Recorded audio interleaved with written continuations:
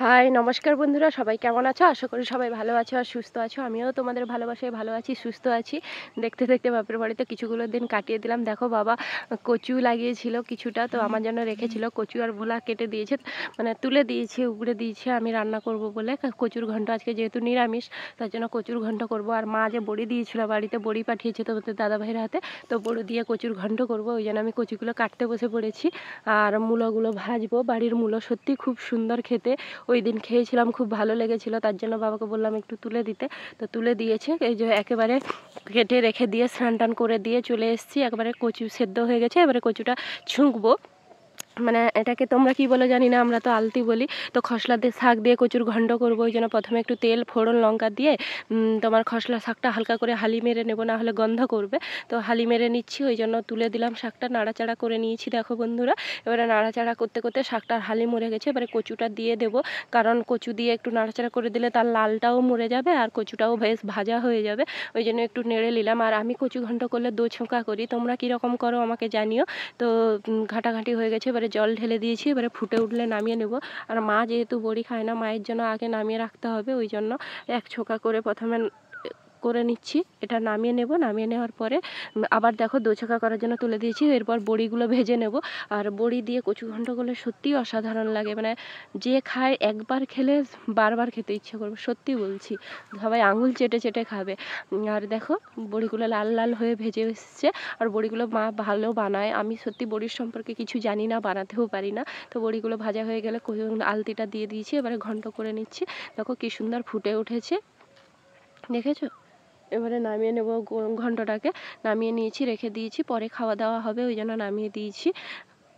দেখো রান্না টান্না করার পরে বসেছিলাম, তারপরে মেয়েকে স্নান করে খাইয়ে দিয়েছি। আর মেয়ে খেলছিল, খেলতে খেলতে ওই যে হাতে গ্যাঁড়াগুলো দেখছো না, ওইগুলোতে খেলতে খেলতে কিভাবে চোখ কেটে গেছে জানো তো। আমার তো ভয় শেষ নাই, যখন দেখি চোখে কান্না করছে আর কি রক্ত, আমি বললাম চোখের ভেতরে কিছু হয়ে গেছে হয়তো। তো ওইটা ভিডিও করিনি, কিন্তু এই যে কেটেছে ওইটা তোমাদেরকে দেখালাম। কত বড় সর্বনাশ হয়ে গেল বলো। তারপরে সন্ধ্যাবেলা মা এখানে একটা পিঠা করবে বলে বসে পড়েছে। অনেকদিন পুর পিঠা খাওয়া হয় না, দেখো যতই হোক মায়ের হাতের পুর পিঠা খেতে সত্যিই অসাধারণ লাগে। তো মা এখানে পুর করবে বলে এই যে ছইটা বানিয়ে নিচ্ছে। তো মা এভাবেই বানায়, আর সব যে যেমনভাবে বানাতে পারে। আর নারকেলটা কম ছিল বলে, চিনিটা বেশি ছিল বলে আগে চিনিটা করেছে, তারপরে নারকেল দিয়েছে। আর এখানে কেমন করে করছে সত্যি আমি পুর পিঠা বানাতে জানি না, দিদি আর মা করে করছে। আর এই আমার ছড়দি কিছুটা পিঠা বানাতে জানে, আমি কিন্তু জানি না এইসব পিঠাগুলো বানাতে। তো প্রথমে জল গরম করেছে, তার উপরে গুঁড়ি দিয়ে দিয়ে একটু একটু গুঁড়ি দিয়ে দিয়ে এইভাবে করছে। আমি বানাতে পারি, মানে হয়ে গেলে গোল করে করে বানাতে পারি, কিন্তু এমনিতে পারি না। আর দেখো হয়ে গেছে, নামিয়ে দিয়েছে। ওই যে চালের মাখাটাকে গরম জলে করতে হয়। আর এখানে পুরো তৈরি হয়ে গেছে, এবারে পিঠা বানাতে বসে পড়বো। তো মেয়ে ছাড়ছে না কিছুতেই, কী করে করব। আর মেয়ে নিয়ে এগুলো বাড়িতে করতে পারি না, সত্যি কথা। ওই জন্য এখানে দিদি করতে বসছে, আমি বলি তুই প্রথমে কর, তারপরে আমি করতে বসবো। এই যে দিদি এইভাবে করে দিচ্ছে, আমি বলি তুই একটা বানা, আমি সবাইকে দেখাই তুই কীরকম পিঠা বানাতে পারিস। ওই জন্য এই দেখো কী সুন্দর করে বানিয়ে দিচ্ছে। প্রথমে এরকম গোল করে করে ভেতরে পুর দিয়ে দিল, এবারে মুড়ে দেবে। এবারে যে যেভাবে মুড়তে পারো, যেটা যে যার সুবিধা, যেমন অনেকে এমনি রেখে দেয়। তারপরে আমিও মুড়তে বসে পড়েছি, এই দেখো তাড়াতাড়ি করে বানিয়ে দিচ্ছি। আর মেয়েকে নিয়ে মা বসছে, মা সব সময় তো করে, তো আমি আর দিদি মিলে করে দিচ্ছি। দিলে মা মানে ওটাকে ফুটাবে। অনেকে কি করে সেদ্ধ করে, মা জলে দিয়েই করবে। তো আমি তাড়াতাড়ি করে করে নিচ্ছি। আর অনেকগুলো তো করতে সময়ও লাগে, এগুলো করতে ভীষণ সময় লাগে। খেতে যতটুকু না সময় লাগে, এগুলো বানাতে অনেক অনেক অনেক বেশি সময় লাগে বন্ধুরা।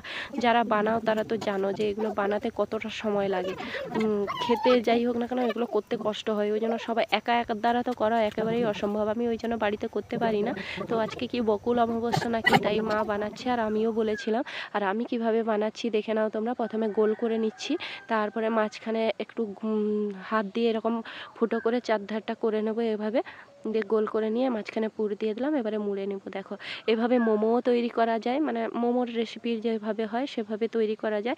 তোমরা একবার বানিয়ে খেয়েও দেখবে ভালো লাগবে। গ্রামের দিকে এখন তো পিঠার উৎসব চলছে, যেহেতু সংক্রান্তি চলে এসছে, মকর সংক্রান্তি, সেই কারণে দেখো পিঠাগুলো এইভাবে বানিয়েছি। কেমন লাগছে তোমরা দেখে বলো।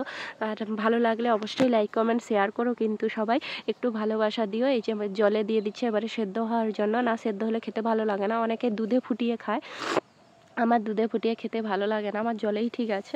ওই জন্য এই দেখো সেদ্ধ হয়ে গেছে পিঠাগুলো। আজকের ভিডিওটা কেমন লাগলো তোমরা জানো, ভালো লাগলে লাইক কমেন্ট শেয়ার করে দিও। দেখা হবে অন্য ভিডিওতে, টাটা।